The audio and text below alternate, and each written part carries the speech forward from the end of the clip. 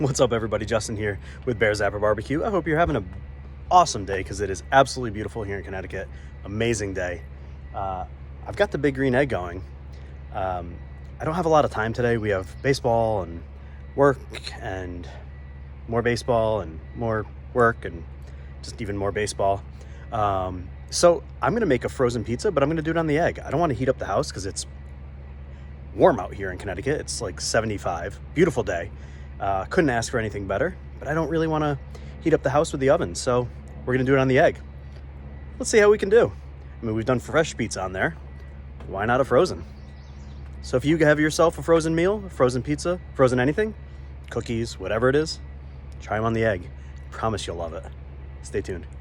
All right, so the goal here, right, is we want to get the egg warmed up, obviously, but we also want to get the pizza stone warmed up, right? So ultimately we want to get to about 450, 500 degrees. So we're going to warm it up right alongside the rest of the egg, and we're going to throw the pizza right on. Stay tuned. All right, we got that frozen pizza on. Fits real nice on that pizza stone. Big green egg for the win. Let's cook it. And there it is. We're going to take it off, slice it up, and we're going to chow down.